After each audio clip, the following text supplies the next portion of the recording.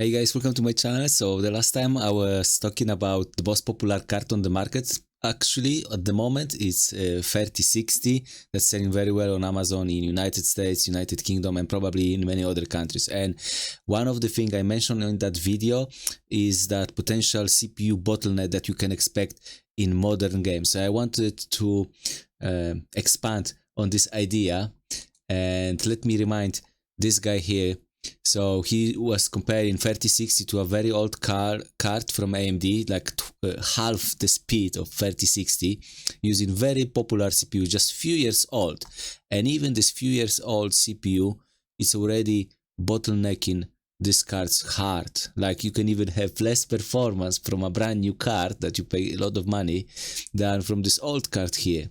So CPU bottleneck is real. So what CPU do you need for 3060 to enjoy the new games? Because the new games are considered broken, unoptimized, and just rubbish, lazy developers doing bad things, so that's what you normally hear online. However, if you just have a decent CPU, the games seem to work just fine. So it seems like the CPU is the reason why all the games seem so unoptimized and so bad. So I have a Jedi Survivor here, and the guy comparing older CPU, but it's still just few years old, 2700X from AMD to 5800X 3D. So this is not the newest, it's last generation, but as you can see, the performance is quite good. You can have over 100 frames depending on the settings, but even high settings you can have stable like 70, above 60 FPS, so pretty decent. Now I've checked some online benchmarks because the real life benchmarks are difficult to get from big YouTubers doing proper benchmarks, because you want very specific combinations of hardware. Like I was looking for 3060 and combining with some specific CPUs, trying to find out what CPU you need to have like PlayStation 5 kind of experience. And this CPU seems to be one of the better value and giving the performance that is close to PlayStation 5. As you can see, this guy here having 75 FPS, and just let's play a little bit. Attention. Citizens are required to carry a current ID at all times. Compliance with all city personnel is made. Okay, so he's got decent FPS. He plays at, I think, 1080p, but all epic settings, so it's all ultra. So you shouldn't do that. You should put everything on high, because that's a waste of performance and you get PlayStation 5 kind of experience. So yeah, pretty decent. Let's see Jedi Survivor with 3060, and there's another good CPU over here. And the guy is having decent FPS as well.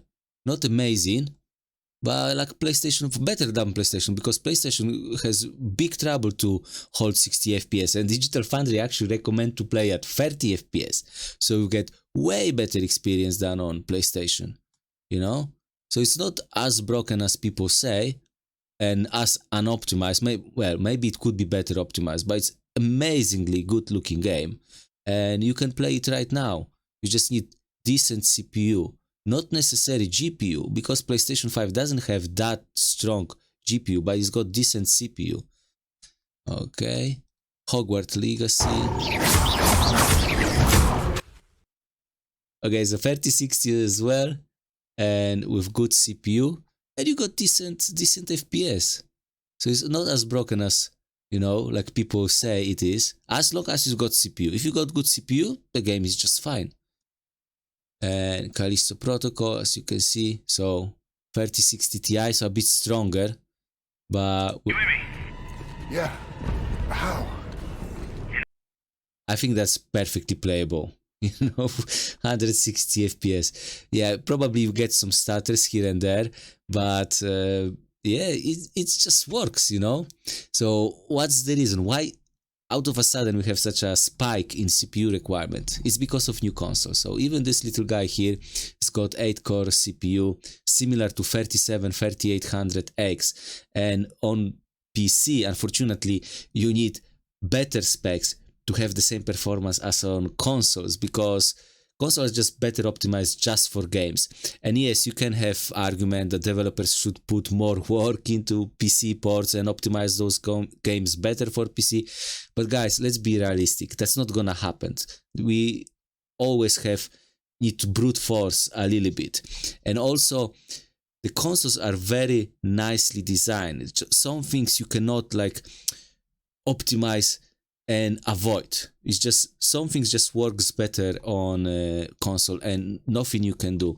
And I like to give example of a CPU on PC. Like this CPU generally is weak comparing to other CPUs, but it's one of the best gaming CPU on the market because it's optimized for gaming. It's got more memory. Memory is the magic ingredient that makes this CPU special.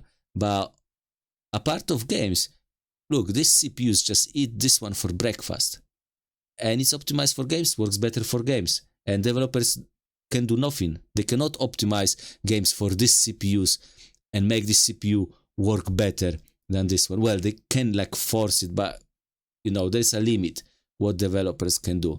So what we can do, you know, so let's stop like complaining and just, oh, another broken game, another unoptimized port, PC gaming is dying, I'm gonna switch to PS5 and gonna play at 30 FPS. No, we just, you know, upgrade CPU and maybe that's it. We don't need to buy a brand new PC, but just upgrade to CPU. It doesn't need to even be this one. It can be like last generation one, but decent 8-core CPU.